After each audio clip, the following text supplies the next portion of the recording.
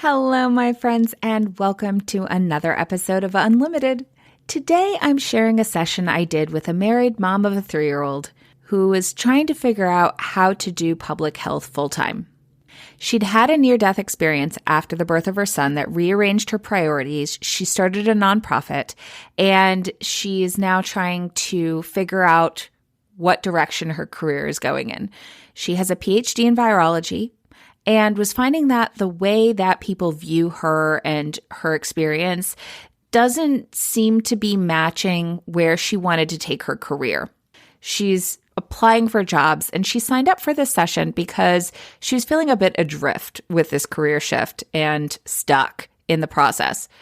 Her hope from this session was to have a little bit more clarity and an idea for a path forward. I was thinking about these words, and almost every time I work with a client, they say afterwards that it went beyond their expectations. And I don't say that to toot my own horn or anything like that, though of course it's always nice to hear. But I say it because it's interesting the words that she used and what I see with people when they step into coaching work of what they hope to achieve from that work. One of the reasons that people hesitate to invest in coaching or really any big investment, whether it's a financial investment or a time investment or just an energy investment, is because they've already limited their possibilities. And we do this subconsciously. It's this not trusting ourselves to make big things happen, or maybe it's not even allowing ourselves to think that big for a variety of reasons, life experiences. We naturally don't allow ourselves to see beyond what we're used to. So what she said was a little more clarity and an idea for a path forward. And those are her words. What she came away with was a recognition of what she really wanted and that the dream goal was actually attainable. She discovered that the main thing blocking her from even seeing this was that she'd been subconsciously devaluing her time and experience. Again, those are her words after our call. It's a far cry from the little more clarity and idea for a path forward. Again, I can't take credit for that because it's just not all about me. I didn't live her life. Just like if we were to work together, I didn't live your life. I didn't gain your knowledge and wisdom. I didn't cultivate your gifts. What I do is help people connect the dots so that you can see all of the amazingness that you are. See into that blind spot shaped like you that I talked about in last week's episode. We all think that we're aware, right? Especially those of us who have done a lot of self-work. There's this sense that, I have done all this awareness work. I'm pretty self-aware. But there are always blind spots. You can't really avoid them. There are things in our life that are just too close to us to be able to see. So I encourage you to listen to the process. Note the awareness shifts. It's really the coolest thing. And by thinking that we have all the awareness already, that we already know ourselves so well that we can't learn something new or that miracles don't happen, right? That is a limitation in and of itself. And we often don't realize that we're limiting ourselves. So take a listen. It's one of the reasons why I love sharing these sessions is because sometimes hearing someone else's ahas, hearing someone else's process helps you see the places that you were blocking yourself, the places that you didn't think to look at. It's one of the reasons, as I've mentioned several times, that I love group coachings. So before we get started, I do want you to know that my group coaching is open for enrollment right now, and it starts again in March. If you would love to clearly know what you want to create and the actions to make it a reality. If you want to feel motivated and confident when you get up in the morning and calm and fulfilled when you go to bed at night, if you are done holding back and it's time to holistically upgrade your life, then check out the Flow Mastery group. In the group, you get one-to-one coaching to help you connect dots and make decisions just like you've heard on this podcast and like you are about to hear. You'll also gain a toolbox to sustain a resilient mindset, an intimate community of like-minded women supporting and inspiring you, and a safe space to learn and grow. Think of the time and energy you'd save if you knew where to focus, if you felt confident and in control as you were taking action, and you stayed balanced on your surfboard when life throws a wave your way. Yes, still do the analogies, always. If that sounds appealing, then grab a spot on my schedule through the link on my website or in the show notes. We will see if it's a good fit. There is no pressure on this call. Worst thing that happens is we spend a little time chatting and you decide it's not for you. Best thing that happens is we spend a little time chatting and you decide to take the leap into something new and join some other amazing women on this journey. Don't wait though, because this is an intimate group of only 6 women, so I don't have a lot of space available. But if you want it and it sounds good to you, then I want to make sure that you get in. So grab a spot on that calendar. And now, without further ado, let's get this session started. Hey there, I'm Valerie Friedlander, Certified Life Business Alignment Coach, and this is Unlimited. This podcast bridges the individual and the societal, scientific and spiritual, positive and negative, nerdy and no, there's just a lot of nerdy. Come on board and let's unlock a life that's as badass as you are.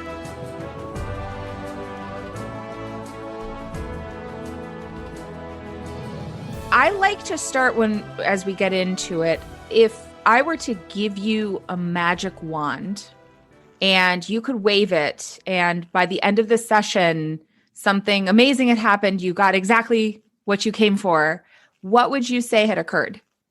I'd say that, I had a good sort of set of next steps of where to get me where I want to go. I'd have, an idea of what I need to do.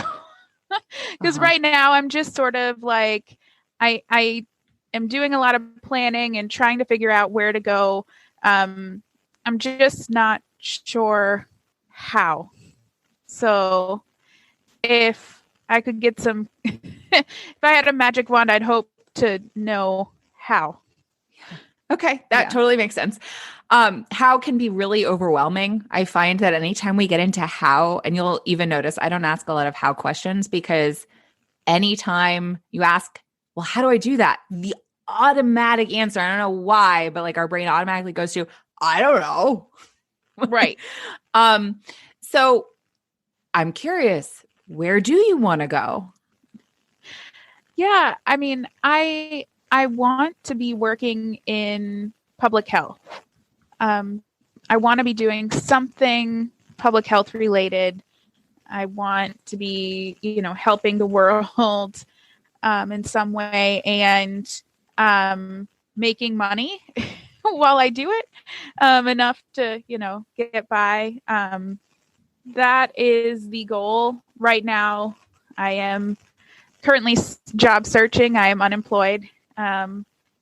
And just doing, I guess I'm underemployed. I'm doing part-time work as a contact tracer, doing COVID-19 contact tracing. It's not even enough to make up what I make on unemployment. So they just like take out what I make on doing contact tracing out of my unemployment. And then, but it just, so sorry. So the issue that I'm running into is that I have a PhD in virology, and I have so much research experience and a lot of public health experience in the maternal health world through public speaking and things like that. And when I apply for jobs in the public health realm, even though I'm only a few months away from getting my master's in public health, it's like they only see me as a researcher and someone without experience in public health, like work experience in public health, even though I have all of this, significant experience in maternal health and advocacy. And I just don't know. I don't know how to get people to see me as a public health person, like, and employ me as a public health professional. It's weird. I just feel like I'm in a weird spot where it's not that I regret my PhD, but it feels like it's holding me back. Yeah. Okay. That is something that a lot of people experience, I think, with higher ed degrees, and the box, interestingly enough, that it can put you in. So yeah. I'm curious within this, what is it that you want to do within that space? Yeah. I mean, I would like to do, some type of epidemiology work, or work with, the nonprofit that I started. Certainly it would be wonderful to be full-time working on my own nonprofit, but it's just not something that I can do right now without funding. So, certainly long-term, I'd love to be full-time working on my own nonprofit, but I need to make money in the interim. And, that's something that has, it's been frustrating to deal with, I guess. I had decided last year to, move away from the postdoc that I was in, and I tried an industry position, and I worked there for a few months, and it was hell. I had convinced myself that I would be able to do it until I finished my master's in public health, and it would just, be enough money to get me through till the next thing. And it was awful. So I'm wondering so you said ideally you'd be working on your nonprofit full time. Let's pull that magic wand out again. If I gave you the magic wand and you were able to do anything you wanted, you could wave it, and your focus of your work was whatever you wanted it to be, what would you be doing? I'd be working on my nonprofit full time. Okay. What does that look like? So, I mean, I guess it doesn't look too differently than what I'm doing right now, I suppose, because I've been actually spending a lot of my time since I lost my job working on finally getting that 501c3 status. I just got an intern, which was amazing. It's just that I don't have funding for my own salary and bills and stuff like that, which, it's not like I'm looking to make $100,000 a year, just enough to like help pay my mortgage. So, one of the things that I've, been focusing on is trying to figure out how to get grant funding for my nonprofit so that I could have some money to pay myself. So so ideally you'd be working on the nonprofit, and in a lot of ways that is what you're already doing. How clear are you on the amount of money you need to be making for that to be the primary focus of what you do? I have not budgeted it, I suppose. Okay. I have. What would it take for you to actually get some numbers for yourself? I don't think it would be too difficult to figure out. I mean, what I'm making, it would just have to be a little bit more than what I'm making on unemployment right now, because unemployment is really very minimal. I mean, I have a budget figured out. It's just what we're making right now. You know what I mean? Like, I just haven't thought about, what I would need. Okay. Oftentimes, when we think about money, it triggers an emotional response, and that can create blocks to actually finding out the real numbers that are necessary. What I heard you say as we just started is that your attention is on getting a job in something that matters, but that you're really struggling to make headway in that. But what you really want to be doing is spending time on your nonprofit and working primarily there. You have a sense that you don't actually need that much more money than what you're making on unemployment to make that a thing. You've been able to get an intern, yay. So there's movement there. What do you think is stopping you from focusing on that instead of trying to get a job somewhere else? I think just the worry that, well, just because I could make more doing something else, probably, you know. And I don't know. I guess I think probably healthcare. It's expensive.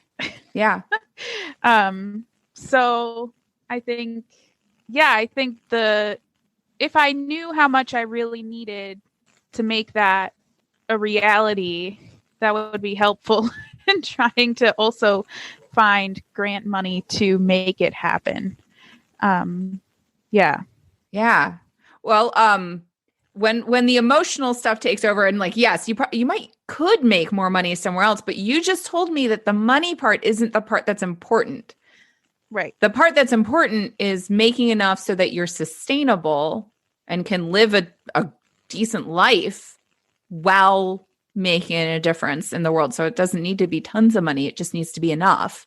But if you don't know what enough is, it falls into that bucket of like the inner critic voice of like, nothing is ever enough. It will never be enough. So naturally you're going to focus on something else that feels like it's going to be more enough. Yeah. And I don't know. It doesn't, even though I've been working on this for a while, it doesn't feel like a job either. You know what I mean? Yeah. So, it would be weird for me to not be working for someone else. Yeah. You know what I mean? Yes. Yeah. No, that's definitely a thing. Like, we very much get into our heads the things that we enjoy, that we're passionate about, aren't worth making a living off of. Yeah. Somehow. Somehow that isn't legitimate way of living. And you're not alone. That's a very common one that comes up a lot. I find that especially the women that I work with will struggle with, but this is fun. So clearly I'm not working hard enough to make the money that I'm wanting to make, as though making money is supposed to be hard. Yeah. And yeah. Okay. That's very true. Yeah. We have one action step. So one how, which is get a number so that you know what kind of grants that you need to be applying for, and the amount that you need to be getting to make that something that's sustainable for you to work on. Right. Okay. What will it take for you to do that? To figure out a number? Yeah. I mean, I would just have to look back at our budget and figure out what it is that I need. I mean, it wouldn't take more than a couple hours, honestly. Okay. When do you think you could do that? Tomorrow, tonight. Okay. I don't know. I mean, what do you think about picking a time and committing to that time? Yeah. Because right now I make my own schedule with the contact tracing. And so, maybe around like 2:00 tomorrow after the inauguration, I can think about a budget. Okay. So given that and knowing your needs, how much do you think you may want space to decompress or process versus space to distract yourself? What sounds more loving for you? Well, I mean, my husband's really good at, if I need to go take a bath or work out, he's pretty good with that. So I think it might be it would be very helpful to do the budget and then maybe go work out or something. Okay. Because I mean, we want to make sure that you're setting yourself up for success with it. Right. Versus like having it be like, oh, I definitely don't want to look at that right now. But it could, feel like doing something. And sometimes when there are big things going on, creating something small that's actionable can actually help you ground in like, okay, this is what's real now for me as a person. Yeah. Maybe instead of 2 p.m., I do 8 a.m. before therapy. That's probably a better idea. Okay. So you said 8 a.m.? 8 a.m. Yeah. Okay. Tomorrow. 8 a.m. tomorrow. Gonna do the budget and get a sense of what you actually need so that you can go after it. And what would need to be true for you to shift your attention to making that a reality versus pursuing jobs that aren't what you really want to be doing? I mean, if I'm able to finding a grant that would pay a salary for myself might be a little difficult, but I know they're out there. How much harder do you think it would be than finding a job? I think it's probably about as difficult. Okay. And I was already going to apply for grants, within the next few months anyway. So focusing instead of more broadly on just anything, to focus on ones that would pay for a salary for myself is probably a good way to focus anyway, because there's so many different grants out there. Yeah. Okay. And that makes sense too, because that has more energy behind it than I don't really want to get this job, but I need to get this job. We have less energy for need tos than want tos. So you already know you want to make this nonprofit work. Yeah. So that's already a given. So what would you need to believe to give yourself permission to really engage that? I guess that it's actually worthy of my time, and that my time that I spend on it is worthy of being paid for. Ooh. Yeah. Okay. How much do you believe that? Like if you were to put it on a scale of 1 to 10, 1 being not at all and 10 being totally, how much do you believe that now? I'd say it's definitely higher on the scale than it was before I started talking to you. Yay! I don't know if I'm all the way there yet, but I'm certainly starting to realize, it is worthy of being paid for. I've been working with a group that helps you get your 501c3 status, and they were asking me in part of, the budgeting, like how much money could you take back off on your taxes for the time and money you put into it? They asked it in a different way, and I was like, what do you mean? And they were like, the money and time that you put into it, you can like bill yourself for that. And I was like, what? Yeah. Like I mean, it makes total sense. I mean, part of my, the plans, and I'm actually trying for some smaller grants already, are just to pay the co-facilitator that I have for, the book club for my nonprofit.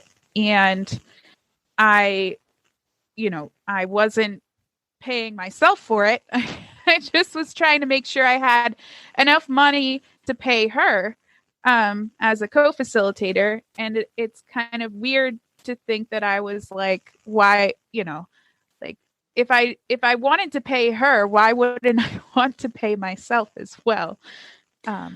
It's easy to take our own efforts for granted, especially when it's something that we're passionate about. I see that all the time. So that you're in very good company with that, unfortunately. Yeah.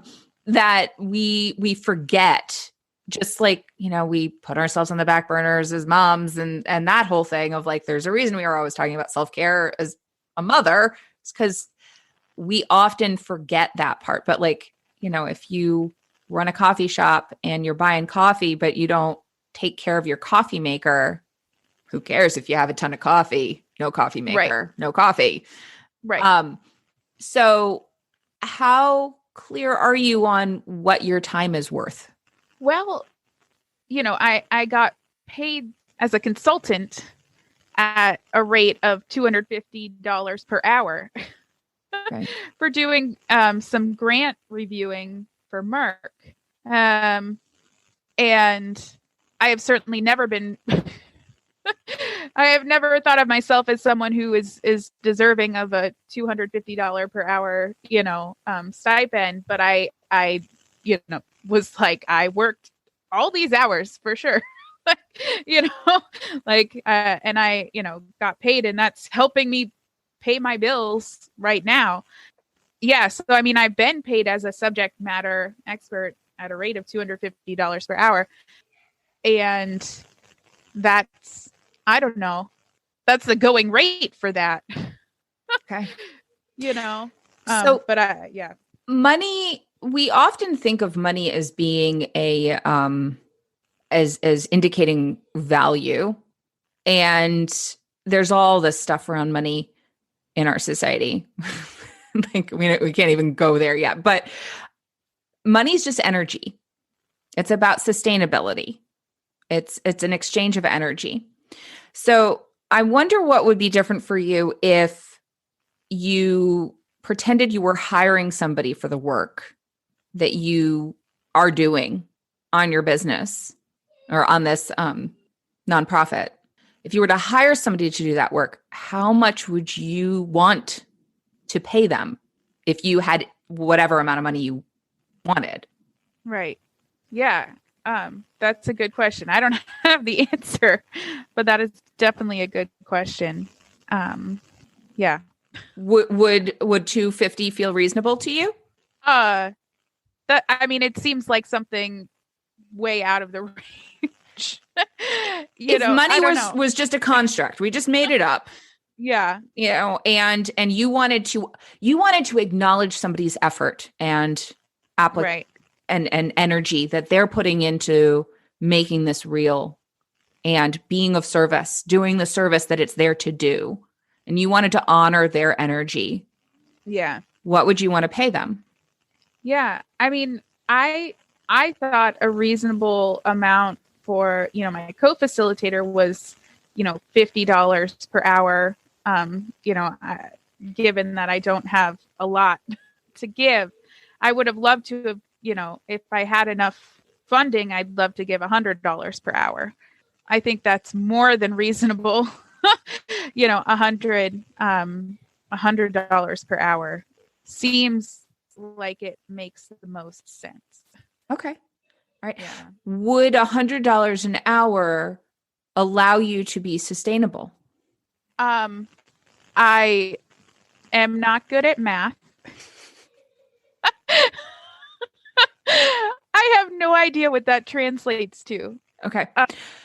That'll be part of the homework then, as you go through what your numbers are, like what's the budget for the nonprofit, is because money has so much baggage, making it a tangible number instead of an emotional number is really key, because when it's emotional, like I feel this way about money, we can't interact with it because it's not real. So you're naturally going to have issues of worthiness and deserving and all of that, imposter syndrome and all that stuff is going to come up with that. So making it tangible in terms of how much do you need to make to be sustainable What's that minimum? Right. And then you can build from there into what's this actually worth? Like, what are people paying for? What's the going rate for this? Like, if I were to get a job doing this, how much could I expect to be paid? So that's Right. actually what I really want to be paid. But then you have those numbers to be able to determine as you engage the grant process, what numbers you are looking for. What are you asking for? What's necessary? What's your minimum requirement, your maximum requirement to make that your full-time focus? Right. So that you don't keep getting pulled into these other job things and put this passion on the back burner. Yeah. And not just a passion just because you feel like it, but because you know that it's needed and it's important work. Yeah. And I'm good at it. And you're good at it. I'm actually good at it, and that's one of the frustrating things about being in the job market, when you're just like applying to all these places and you're like, I know that I could do this so well, and never hearing back. It's so frustrating. It's frustrating, and it can start to reaffirm the question of deservingness and worth that, as we were talking before, that pulled you away from you paying yourself. Yeah. Because you had that reaffirmed, well, I don't actually deserve to get paid because nobody's paying me. We're social creatures, so we take cues off of the people around us and we interpret them in the ways that we interpret them. So knowing that you're good at this and you deserve to make a living off of it, and it's going to do what you said you wanted to do, which is help the world. Yeah. Yeah. And I mean, yeah. I've been doing this, start today journal thing. Mm-hmm. And, two of the big goals that I have on there that are like my 10-year goals or whatever. One is for motherhood mortality to be decreasing. And that's why I'm doing the work that I'm doing. And then the other is for Mom Effect, for my nonprofit to have a multi-million-dollar budget. And it's never going to happen if I don't ever focus on it. Mm-hmm. Exactly. Okay. So now you know where your focus needs to be for what you actually want to create.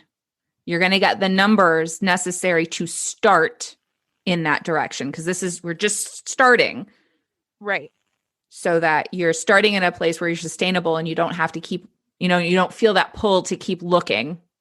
What I was hearing is the big obstacle to that has been this subconscious story about not actually deserving to make money doing this. So what will help you remember that you do deserve to make money doing this work? Jeez. I mean, there's people getting paid to be the executive directors and CEOs of all these wonderful nonprofits around the world. And they certainly get paid. So why shouldn't I?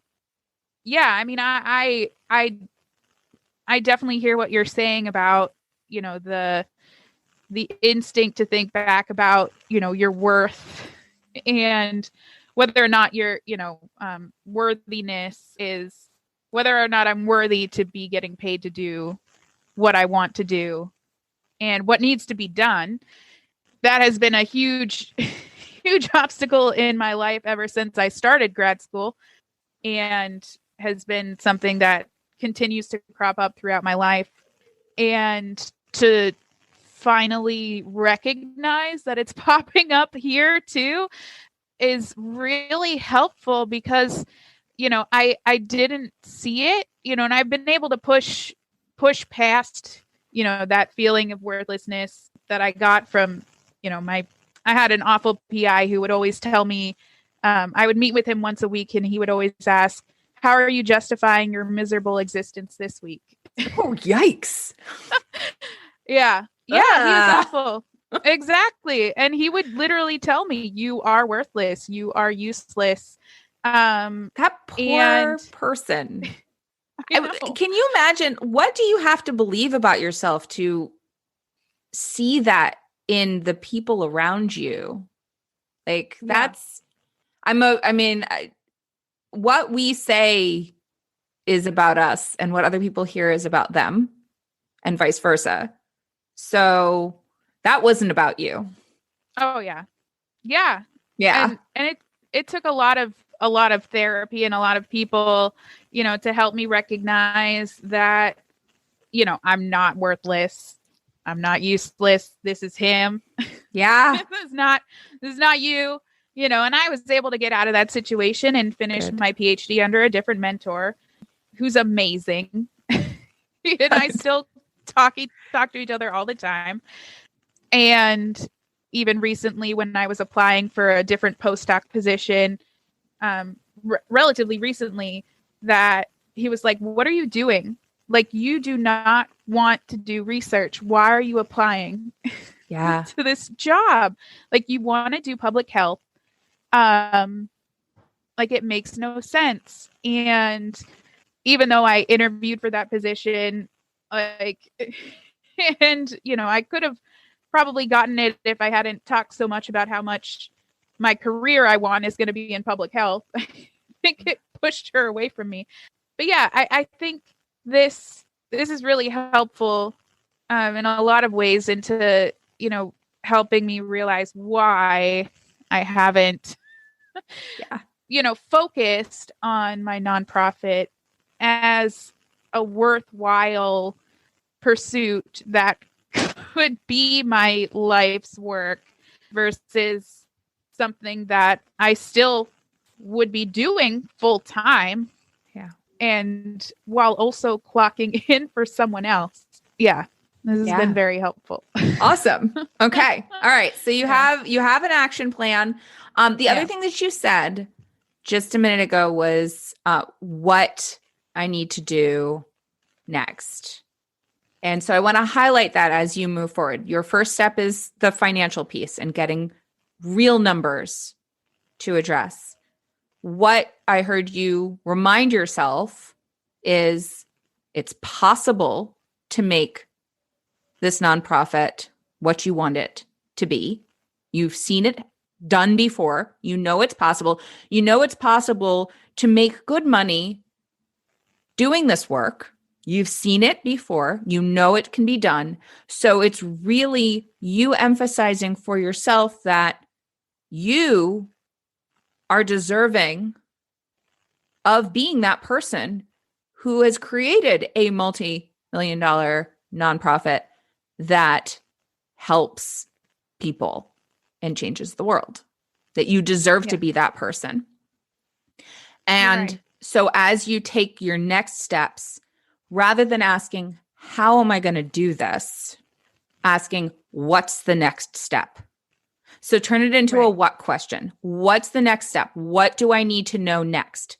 What's the next thing to do to either get more information or put something out there? I mean, a lot of times it is just getting more information, getting information about like what this grant will do or what grant I need. Right. Getting more information. So like, what do I need to know and what action do I need to take? And keep it in the what questions rather than the how questions, because those will always feel overwhelming and they'll trigger that old stuff of like, well, can I really do this? Yeah. Yeah. Okay. Cool.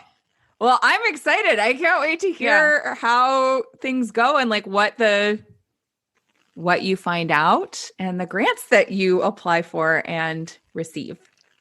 Yeah, I'm excited. This has been really, really helpful. I'm really appreciative of you for, offering this up. And it's, I'm really grateful. Oh, it's my pleasure. It's absolutely my pleasure. I hope that you enjoyed listening to this session. I would love to hear any ahas that you have. So please feel free to reach out to me either on Instagram, Facebook, or send me an email. And I encourage you to ask yourself, what does it mean for you to dream big? I see it as looking beyond your limitations and into what you really want to create in your life. Expect miracles, not because I or anyone else is working them for you, but because you can create them in your own life. So, what does it mean for you to dream big? And if you'd like support with that, I am here for you. I am here for that. Reach out. Let's see if the Flow Mastery is a good fit for you. Or if you're looking for one-to-one, we can explore that too. Either way, keep coming back, and I'll talk to y'all next time. Thanks for listening. I so appreciate you being here. If you got something out of today's episode, please share it. Leave me a review, take a screenshot, and post it on social with a shout out to me. Send it to a friend or, all of the above. Want to hang out more? Join me on Instagram. Or better yet, get on my mailing list to make sure you don't miss out on anything. And remember, your possibilities are as unlimited as you are. Allow yourself to shine, my friend. The world needs your light. See you next time.